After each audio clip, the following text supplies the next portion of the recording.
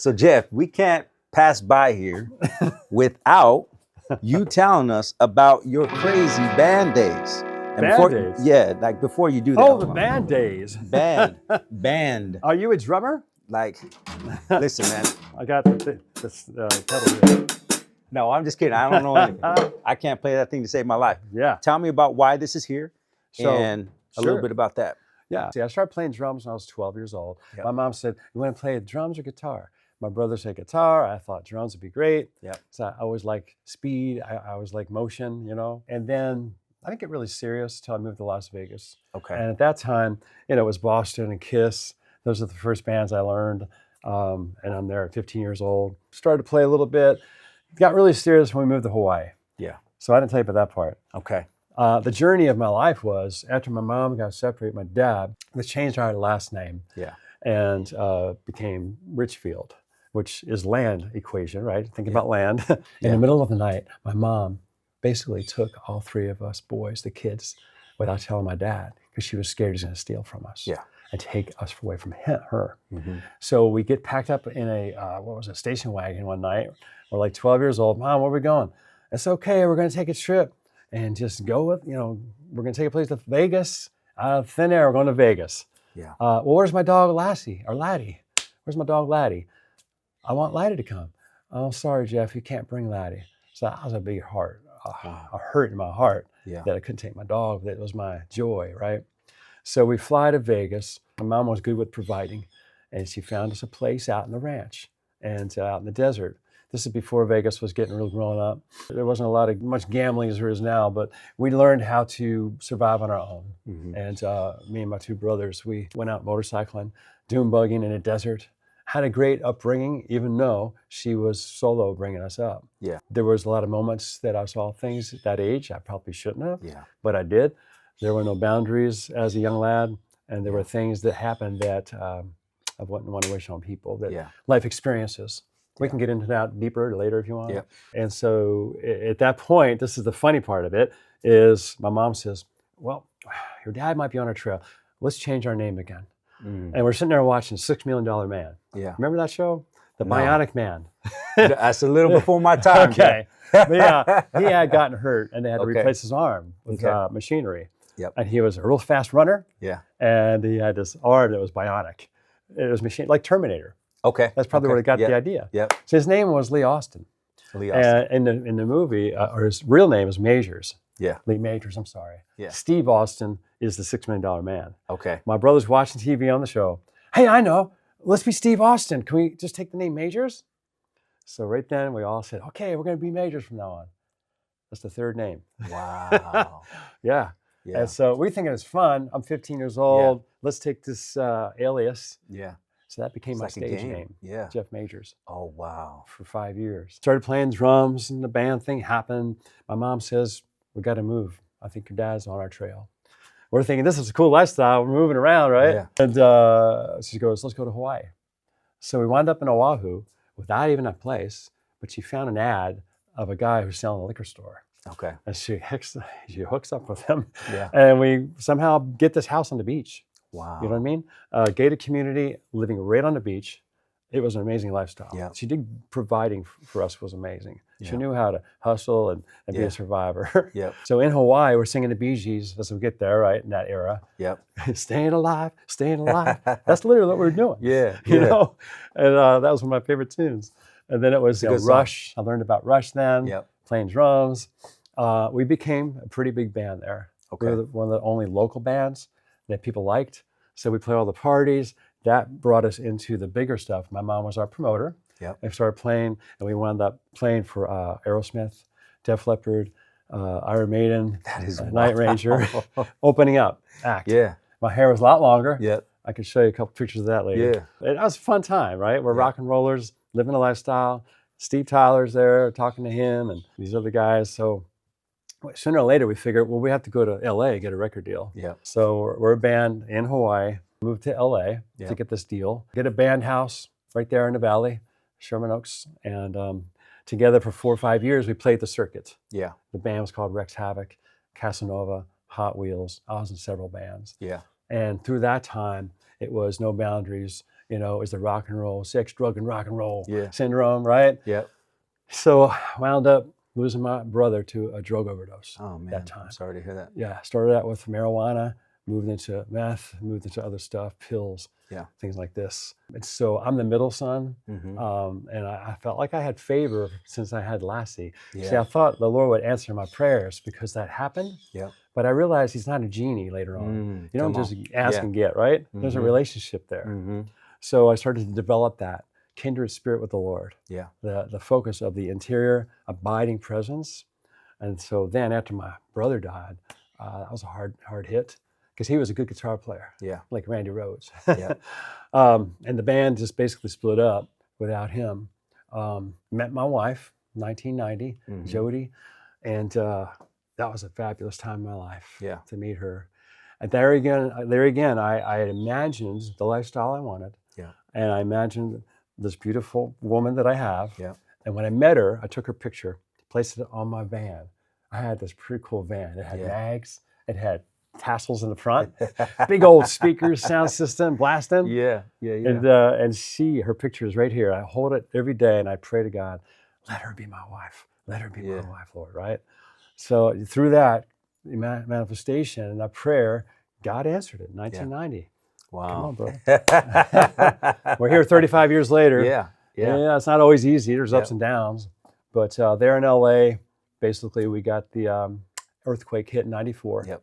As our firstborn, she was pregnant, and that week she was supposed to go into labor. Yep. The earthquake hits, our house is shaking up, plates are falling out of the kitchen cabinet, the dogs are scared. The earthquakes always happen at like 4:30 in the morning when you're asleep. The electricity, things are blowing up outside.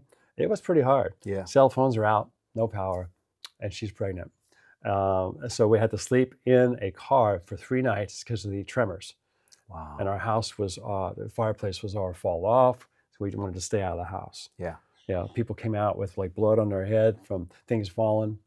1994 was scary. That's when the freeway fell in Northridge. Yeah. We were right there, close by. So we were. What a story. Man. Yeah. We were already packed our U-Haul to come out to Nashville. Yeah. And then we came in 1994 and landed here. Yeah. Put my drums here in the basement. This is my man cave. That is wild, man. Okay, well, let's keep going. Yeah, let me just throw these on. I can play a little bit if you want. Yeah, play a little bit, man. I want to explain this hat real quick. This says Aspire Higher. This was an event that Jeff did earlier this year. Fantastic event. Top Golf. Top Golf here in Nashville. 100 roofers. 100 roofers. And we did the funnels for it. We built out some of the infrastructure for it. And Jeff did an amazing event. So I'm going to take this hat and wear this for the rest of the interview. Come on, man. Let's see what we got.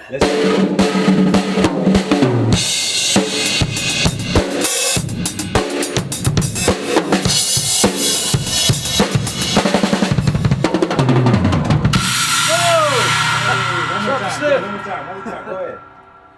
Oh my gosh, it's been a while.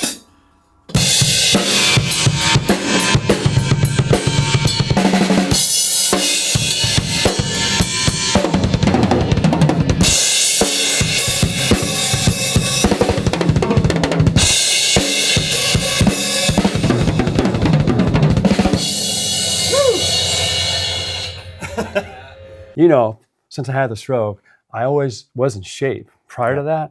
But since that happened 8 years ago, I developed some life hacks. And I can show you some of those edible things that keep a 60-year-old in shape. Yeah. But this is where I come and work out when I'm at home. And always been into health. In fact, in Las Vegas, when I was 9th grade, my mom was dating a guy. Yeah. I'm drinking Coca-Cola. He comes up and says, Jeff, you keep drinking that Coca-Cola, it's going to rot out your stomach. And when that guy spoke that, something clicked. Yeah. I got into health and conscious right then.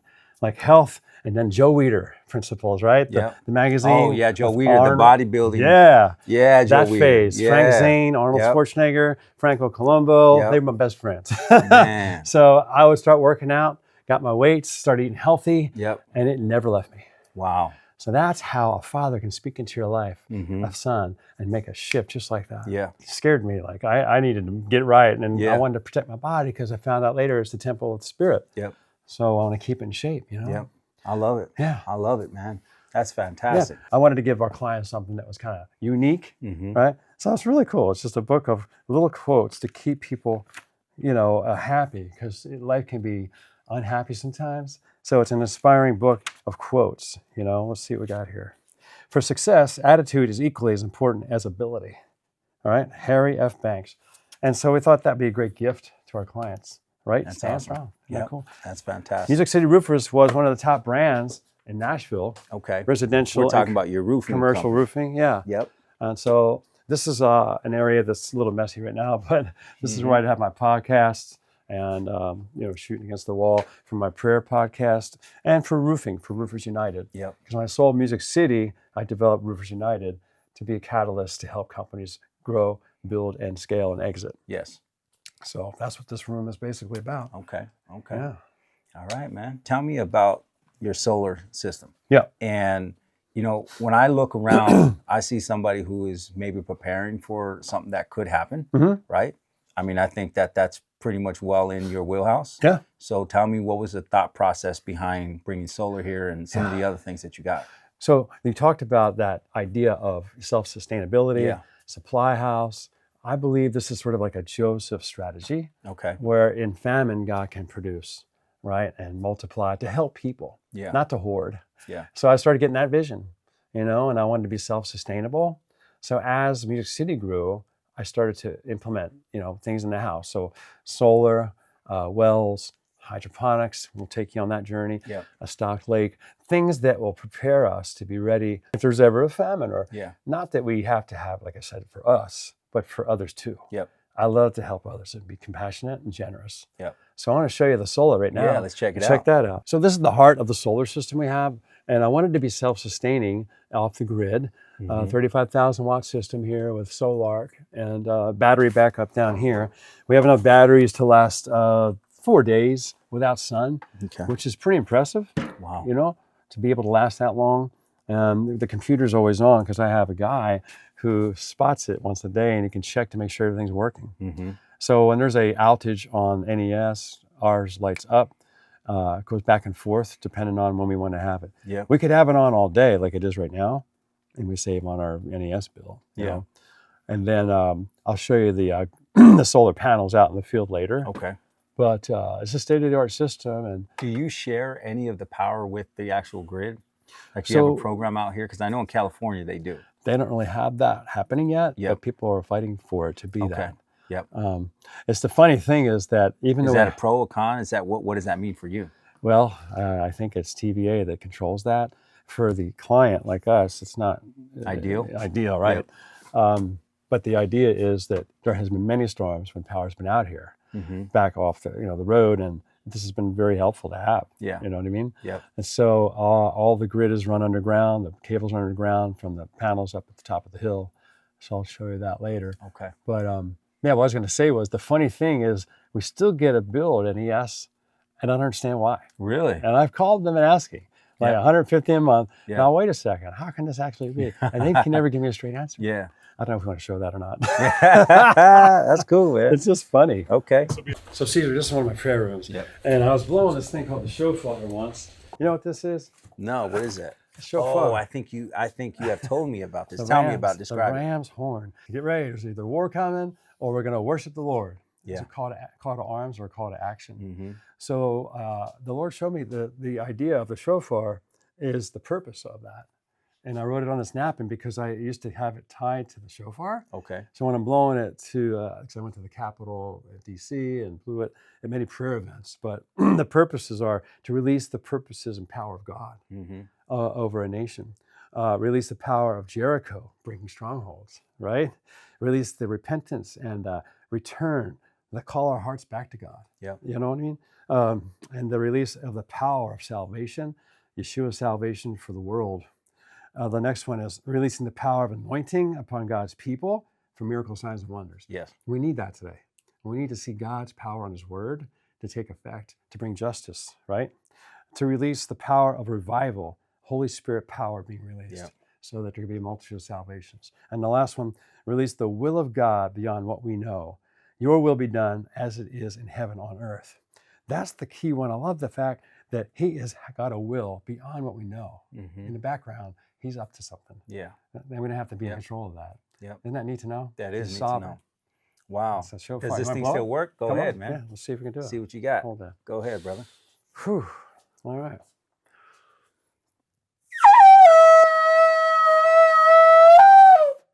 Hallelujah! Shofar.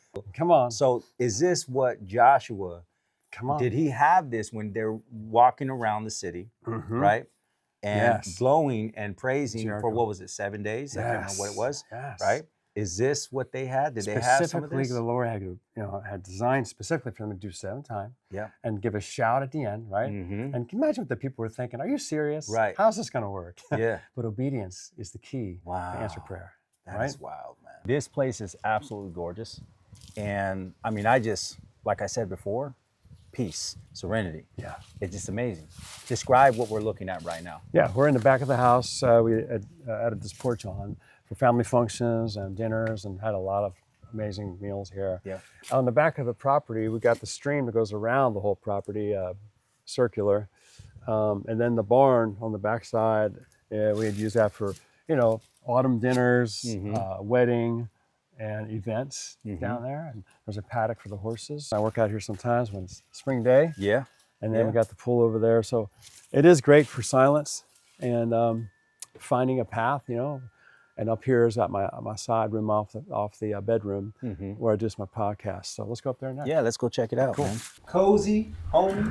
I like it. Cozy. Yes.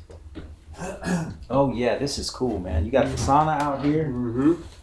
Yeah, I was in that last night. Man. Cool. Some of my old band shots. I got a lot of pictures on the wall. So you can see here's my band shots. My sons, Jody and me. See one of the long hair days. Look at this photo right here. This is what Jeff was describing. Talking about them band That's days. 1986. That is not AI, ladies and gentlemen. That's right. Look at this. I'm assuming it's from the same time. No, that's a lot earlier. That's a lot earlier. Oh, Okay. Yeah. That is wild. Look at that hair. Me and my what brothers. did you use on that hair, man? Mm-hmm. What did you use? Did you hear? What kind of shampoo were you using back then? Just in the jeans, brother. In the jeans. So I love this gift I got. The Lord your God is with you. The Lord your God is with you, Jeff, the mighty warrior who saves. He will take great delight in you and his love.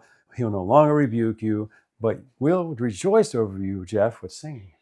A friend gave that to me when I was going through a hard time in life after the stroke, and it meant a lot. So, but this is my podcast room. Usually I'm sitting here with the computer, and I do a thing called a 30-day reboot, beginning of the year, January 31st. Yep. And we go through Proverbs. Yep. 31 Proverbs. We go through that a half hour in the morning, and a lot of people follow. It's exciting. Yeah. To get our mind straight.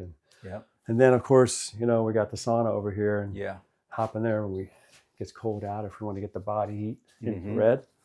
So this is a place, a little hideout. I do stretches in here. And do you have, so Jeff, I got a question for you. Go. Do you have a morning routine? This is like one of the infamous questions that everybody asks. Yes. But I got to know, because I really think that you absolutely have to have some sort of morning routine. Yeah. Because you have a lot of things going on here. So I assume that you got something for us. Yeah, I mean, there's the ritual that people go through, and it's coffee and journals. Yeah. But I want to take it to where I start every day first. Let's go check it out. Okay. And straight off my bed. So down here is where I have, every morning, I typically get up around 4:30.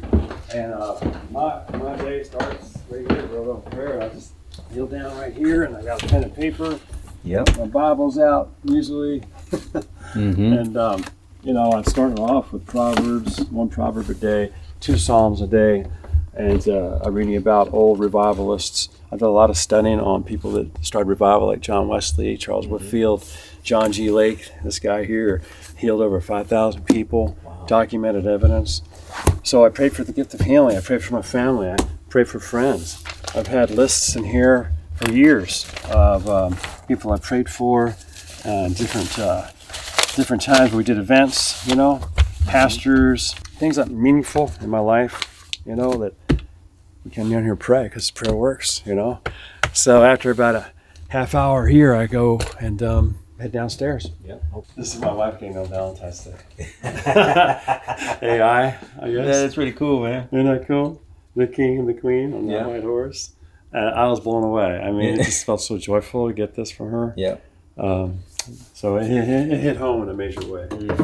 And then over here is where I have my prayer room now. So I stretch and pray here. And there's my Bible, and a picture of my family. Pray for 5 things in the morning. Your 5 closest people. Yeah. And it says 5 for 5. That's what I call it. And so that's what I do. 5 for 5. 5 for 5. Okay. Yeah. Somebody in your life, could be a relative, could be somebody that doesn't know the Lord, and we're praying for their salvation. Okay. So I'd had lists of people, hundreds of people in the past.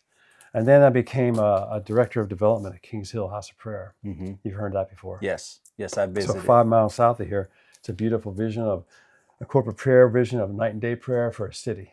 It's 777 feet above sea level, and you can see the Capitol. So we have people taking shifts to pray 2 hours at a time, 24/7. Man, when I'm talking about prayer warriors, I'm talking about prayer warriors. Yeah. We have a pig. Yeah. How do we get the pig, right? Yeah. Basically, my son had a girlfriend one time, and they decided to get a pig together, and Okay. thought that would be something good to have. Yeah. Later on, they split up. Guess who wound up with the pig? I'm sure. Is the name Babe? That's all I want to know. Well, I would have probably named the babe. Oh, he's outside. He's outside? He's out here in the back. Okay. Yep. Let's see. His name's Pig. There he is right there. Oh, my Lord. Jeff, you really got a pig out here. You never seen him? Wow. You can start growling. What's up, pig?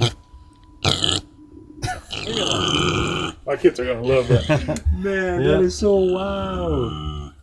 He's our guard pig. And the thing is, now pigs, they say live 30 years, so Wow. kind of stuck with them. Yeah. Holy smokes.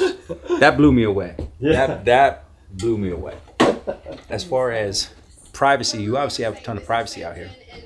Do you ever security? Like, how does that look for you? Yeah. How does it look? Because you go out in the middle of the night and it's going to be pitch black out there. Right. So you never know what's kind of out there. So how do you handle that? Yeah, security, we have a gated entrance first off. Yep. And then we have monitors when people drive by. And Yep. we've got the security for the house, Yep. the alarm system. Yep. Haven't had any instances out here, Yep. and hope we never do. That's awesome, man. But I have a plan if we do. Yeah. Yeah, I want to get into that. We have had conversations about this. Yes. RX Smart Coffee, okay? Now, I understand the concept when you explained it to me, but I want you to explain it to the viewers out there because this is pretty powerful stuff. This is an exciting project me and Dave Miller had come up with, him and his wife. The story goes he had prostate cancer. This is 5 years ago.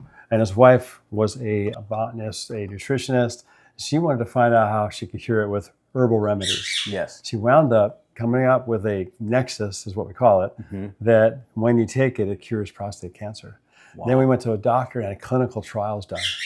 And so the idea is it handles more than just prostate cancer, sickle cell anemia, all sorts of ailments.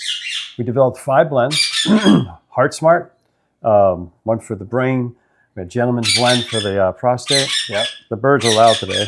That's okay. And then for women, we have one for libido issues and just calming down the women's nerves. Yep. So RX Smart Coffee, you asked me what I do. My daily regimen is after prayer, come down and make my coffee, pour this into the cup. So this is not like an instant. This is a Nexus blend. So some of the ingredients in here are like moringa, herbs that are healing herbs. So what's the difference between Nexus and Instant? So the idea is that instant is something like, Maxwell House, you get off the shelf. Many people have told us our coffee tastes better than any of the instant coffees. Okay. That's just a quick way to say this is an instant coffee. Yeah. The Nexus blend is to come over here and put hot water in next. And it's activated with hot water.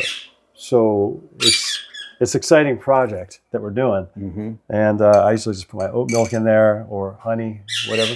Yep. So through the years, I've developed an idea, which is led by the spirit and relationships. The gold, the product gold, there is gold in people's body. Yeah. It's in the mitochondria.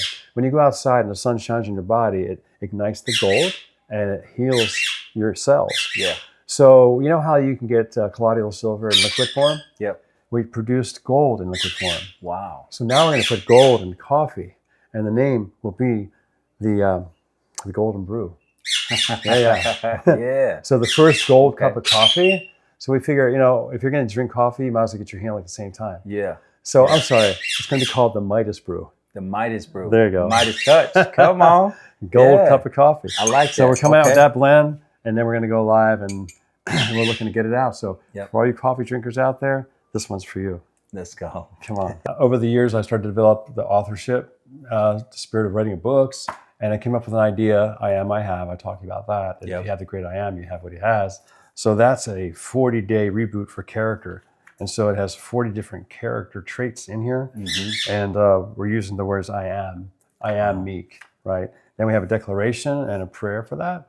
It's a 40-day journey. And at the end, we come up with it's a flywheel of character. And it's exciting because you finish the 40 days, the spiritual journey, and you have this wheel of character. And at the end of that journey is salvation. And so each one adds together. You have God at work in your life. And I've had many people tell me it's changed their life. Wow. Now, I am on my journey of character. We all fall short of the glory. But this in my life is what I was missing. When I lost my dad, and with everything on the run, survival mode, character could be weaned. And so I think you write according to what your need is, and you develop that skill, then you can teach it. So I have a journey to go there. I love it, man. All right. That's fantastic. Cool. All right, let's head outside. Let's go. Jeff. Yeah. Let's pray that this starts. Come on, man. Go ahead. Yeah, this is my wife's little Dodge. Okay. And so, let's see. Ain't nothing like a old school car, man. I love it. Yeah, you hear it purr. There we go. You hear that thing purr? Oh, yeah. Man, Should we go down? come on. Yeah, so we could hay with this puppy. Okay. Pleasant. All right, let's take it for a ride. Let's Down do the it, man. farm. Let's do it. Come on, let's go. Yeah.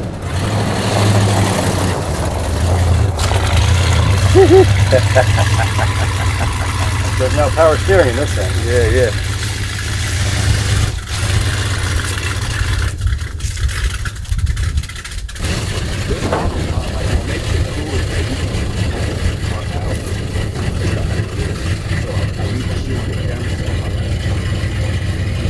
So yeah, we just blacktopped this driveway a year ago. It used to be stone gravel, and I always wanted to have less dust. Yeah. So it was good to get this blacktop. Okay. And we originally had no fencing, of course.